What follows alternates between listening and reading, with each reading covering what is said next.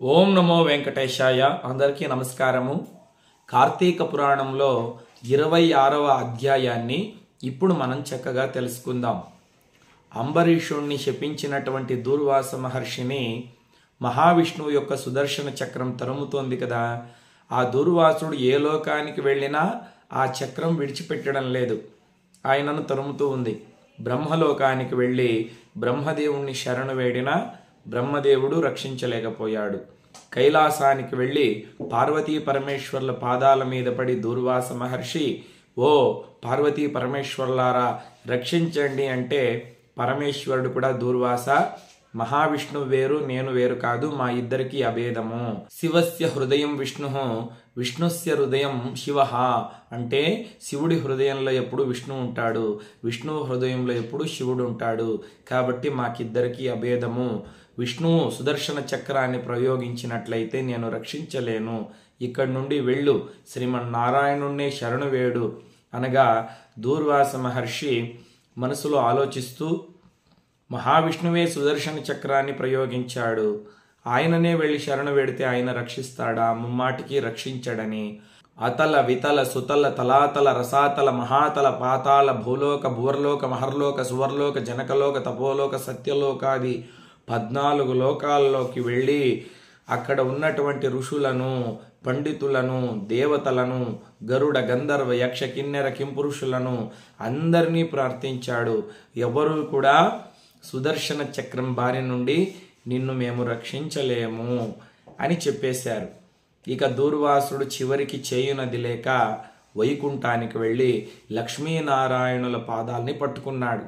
నారాయణ, వైకుంఠవాస, శరణాగత వత్సల, కేశవ, మాధవ, మధుసూదన, చక్రి, దామోదర, పాహిమాం, శరణు శరణు, అభయమొసగమయ్యా అని పాదాల మీద పడగానే శ్రీమన్నారాయణుడు చిరునవ్వు చిందిస్తూ, దూర్వాస మహర్షి పైకిలే, ఏమయ్యా ఇలా భయపడుతూ వచ్చి నా పాదాల్ని పట్టుకున్నావు? స్వామి, సర్వము తెలిసినటువంటి సర్వాంతర్యామివి, మళ్ళీ ఇలా అడుగుట నీకు న్యాయమా? నీ చేతిలో ఉన్నటువంటి సుదర్శన చక్రము నన్ను తరుముతూ వస్తూ ఉన్నది, నన్ను చంపేయబోచున్నది, దయచేసి నన్ను మీరే రక్షించండి అంటే శ్రీమన్నారాయణుడు చెబుతాడు, ఓ దూర్వాస మహర్షి, నీవు సామాన్యుడవు కాదు, నీవు సకల శాస్త్రములను, పురాణములను, వేదాల్ని అధ్యయనము చేసినటువంటి మహాజ్ఞానివి, పరమేశ్వరుడి అంశలో పుట్టినటువంటి వాడివి, రుద్రాంశ సంభవుడివి. నిన్ను చూస్తే ముల్లోకాల్లో ఉన్నటువంటి వారు భయపడతారు, ఎందుకంటే నీవు అంత నిష్ఠాగరిష్ఠుడవు. కానీ నీవు చేసినటువంటి తప్పిదం ఏమంటే విష్ణు భక్తులను అవమానించినావు. అంబరీషుడు ద్వాదశి నాడు నిన్ను భోజనానికి పిలిస్తే స్నానము చేసి వస్తానని వెళ్ళిన నీవు ఎంతకీ రాకపోగా అంబరీషుడు ఇక వ్రతభంగం అవుతుందని ఆహారం స్వీకరించలేదు, కేవలం జలపానం చేశాడు, అంటే నీళ్లను మాత్రం తాగాడు. ఇందులో అతని తప్పేమున్నది? ఉపవాస దీక్షలో ఉన్నను, చాతుర్మాస్య దీక్షలో ఉన్నను, వ్రత దీక్షలో ఉన్నను, నీరు తాగుట అపరాధము కాదు అని నీవు ఎరుగవా? అంబరీషుడు నిన్ను అతిథిగా ఆహ్వానిస్తే సమయానికి వెళ్ళకపోవడం నీ తప్పు గాని అంబరీషుడి తప్పు ఏమున్నది? పైగా నిన్ను అతిథిగా గౌరవించాడు, నీవు ఇంతలో వెళ్ళి అతనికి శాపం పెట్టబోయావు. అయినా అంబరీషుడు నిగర్వి, అతడు ధర్మ పరిపాలన చేయువాడు, పేదలను, ఋషులను, బ్రాహ్మణులను, సాధు సత్పురుషులను ప్రతినిత్యము సేవించువాడు, వీధికి ఒక అన్నఛత్రం కట్టించి పిలిచి పిలిచి అన్నదానాలు చేసేటువంటి వాడు, ప్రజానురంజకంగా పరిపాలన చేసేటువంటి వాడు, నా ప్రియభక్తుడు. అటువంటి అంబరీషుణ్ణి నువ్వు శపించబోయినను అంబరీషుడు నీ పాదాల మీద పడి శరణు వేడినా నీవు కనికరించలేదు. అందుకే నేను సుదర్శన చక్రం ప్రయోగించవలసి వచ్చినది. ప్రపంచంలో ఉన్నవారు నన్ను దూషించినా, నన్ను ఏమన్నాను నేను సహించదను గాని నా భక్తుల జోలికి వస్తే నేను సహించలేను. అందుకే సుదర్శన చక్రాన్ని ప్రయోగించాను. ఓ వైకుంఠవాస, దామోదర, దయచేసి నా అపరాధాన్ని క్షమించండి, ఇక మీద నేను నీ భక్తులను శపించను, నీ భక్తుల జోలికి వెళ్ళను. దయచేసి మీరు నన్ను రక్షించకపోతే ఆ సుదర్శన చక్రం వచ్చేస్తుంది, నా ప్రాణం తీసేస్తుంది, కాపాడండి అని జోరుగా అరవడం మొదలుపెట్టాడు దూర్వాస మహర్షి. ఇక్కడితో కార్తీక పురాణం 26వ అధ్యాయం సంపూర్ణం. ఇక్కడి నుండి 27వ అధ్యాయం ప్రారంభమవుతుందన్నమాట. ఎందుకంటే కార్తీక పురాణంలో ఒకే కథను 2-3 అధ్యాయాలుగా రచించారు. నేను రేపటి రోజున ఇంకొక అధ్యాయంలో ఈ కథను చెప్పినట్లయితే మీకు సరిగ్గా అర్థం కాదు, కాబట్టి 27వ అధ్యాయాన్ని కూడా ఈ వీడియోలోనే చెబుతున్నాను, శ్రద్ధగా వినేయండి. కాబట్టి ఉత్తమే క్షణకోపస్య మధ్యమే ఘటికాద్వయం అధమేస్య అహోరాత్రం పాపిష్టే మరణాంతకం. దూర్వాస, బ్రాహ్మణులకు ఋషులకు క్షణమాత్రమే ఉండాలి కోపం, వరికొసువు మంటలా ఉండాలి, భగభగమని మండి వెంటనే చల్లబడిపోవాలి. అయినను నీవు శాంతించక అంబరీషుణ్ణి శపించబోయావు. అతడు శరణు అన్నా నువ్వు కరుణించలేదు కాబట్టే ఆ సుదర్శన చక్రం నిన్ను తరుముతూ ఉన్నది. కాబట్టి నీవు జ్ఞానశూన్యుడవైనావు అని మహావిష్ణువు దూర్వాసుడికి చురుకలు పెడుతూ ఉన్నాడు. స్వామి, ఇప్పుడు ఆ సుదర్శన చక్రం నన్ను చంపేస్తుందేమో. భయపడవద్దు, ఆ సుదర్శన చక్రాన్ని వెనక్కి తీసుకునే శక్తి నాకు కూడా లేదు.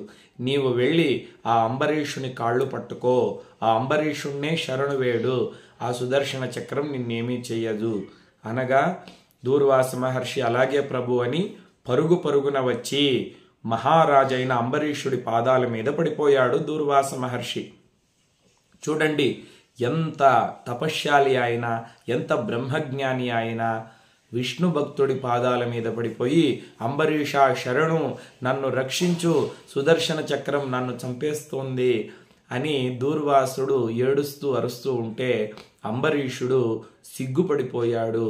చాలా బాధ కలిగింది అంబరీషుడికి. దూర్వాస మహర్షి నా పాదాల మీద పడటం ఏంటి? ఈ పరిణామాన్ని అస్సలు అంబరీషుడు ఊహించలేదు, ఇలా జరుగుతుంది అనుకోలేదు. వెంటనే ఆ సుదర్శన చక్రానికి నమస్కారం చేసి, ఓ సుదర్శన, నీవు మహాశక్తివంతుడవు, శ్రీమన్నారాయణుడి చేతిలో ఉన్నటువంటి పూజ్యనీయుడవు, ప్రపంచంలో ఉన్నటువంటి అన్ని ఆయుధాలను కూడా నీవు సంహరించగలవు, నిన్ను మించినటువంటి వాళ్ళు ప్రపంచంలో ఇంకెవరూ లేరు. అందుకనే శ్రీమన్నారాయణుడు నిన్ను తన హస్తభూషణంగా ధరించాడు. కాబట్టి ఈ దూర్వాస మహర్షిని విడిచిపెట్టు.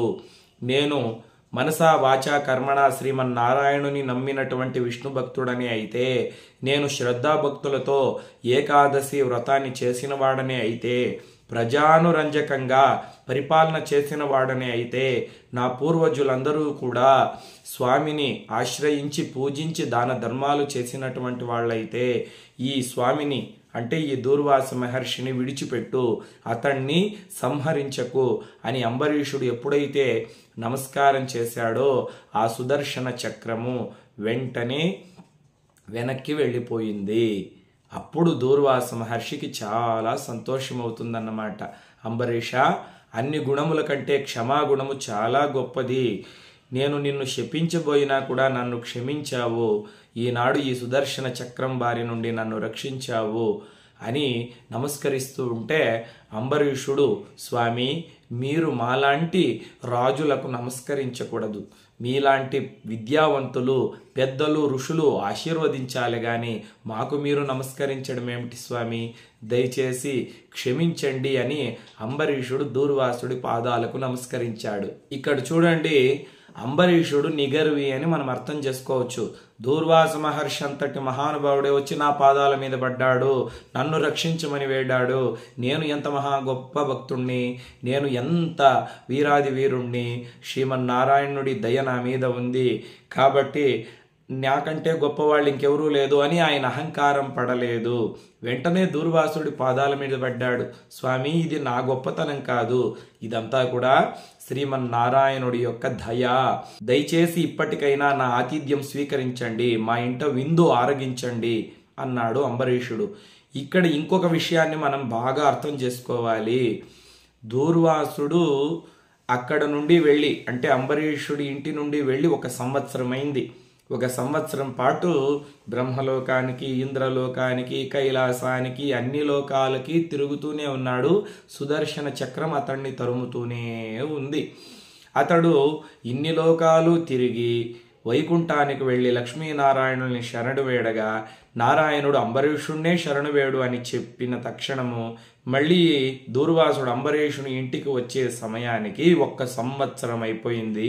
అంతవరకు అంబరీషుడు భోజనమే తినలేదట. ఎందుకంటే దూర్వాస మహర్షిని నేను అతిథిగా భోజనం తినడానికి పిలిచాను. ఆయన మా ఇంట భోజనం తినకుండా వెళ్ళిపోయాడు. ఆయన తినే వరకు నేను తినను అని భీష్మించి కూర్చున్నాడు. ఆయన వచ్చిన అతిథులు, పండితులు, బ్రాహ్మణులు అందరూ భోజనాలు తిని వెళ్ళిపోయారు. కానీ అంబరీషుడు నీళ్లు మాత్రం తాగుతూ ఆయన భోంచేసే వరకు మా ఇంట నేను భోజనం తినను అని సంవత్సరం నుండి భోజనం తినకుండా అలాగే ఉన్నాడంట. ఎంత గొప్ప సంకల్పం చూడండి. ఇప్పుడు దూర్వాస మహర్షిని ప్రార్థిస్తున్నాడు, ఓ మునిపొంగవా, ఇప్పుడు మీరు భోంచేస్తే గాని నేను భోంచెయ్యను, రండి అనగా దూర్వాసుడికి చాలా సంతోషమైంది. అంబరీష, నిన్ను ఏమో అనుకున్నాను, నిజంగా నీవు బ్రహ్మజ్ఞానివి, పరమ భాగవతోత్తముడివి, విష్ణు భక్తులలో శ్రేష్ఠుడివి. ఇక మీద నీ చరిత్రను ఎవరు విన్నా, నీ పేరును ఎవరు తలిచినా వారందరికీ సకల శుభములు కలుగుతాయి, వారికి అష్టకష్టములు తొలగిపోతాయని దూర్వాసుడు అభయమిచ్చాడు, ఆశీర్వదించాడు. దూర్వాసుడికి పంచభక్ష పరమాన్నాలు భోజనం పెడితే సంతోషంగా తిని ఆశీర్వదించి వెళ్ళాడు. ఆ తర్వాత అంబరీషుడు ఇదంతా కూడా శ్రీమన్నారాయణుడి యొక్క చిద్విలాసము, ఆయన లీలలు వర్ణింపగా ఎవరికి శక్యము అని దూర్వాసుడు భోజనం తిన్న తర్వాత ఆయన భోంచేసి చాలా కాలము సంతోషంగా పరిపాలన చేశాడు రాజ్యాన్ని.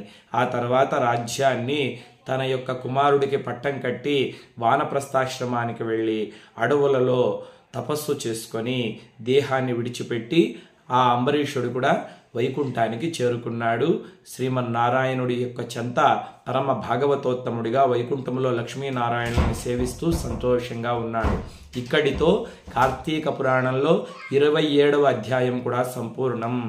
దీన్ని అంబరీషోపాఖ్యానము అంటారు. ఈ అంబరీషోపాఖ్యానాన్ని శ్రద్ధాభక్తులతో విన్నవారికి లక్ష్మీనారాయణుల అనుగ్రహం కలుగుతుంది. లోకా సమస్తా సుఖినో భవంతు. స్వస్తి.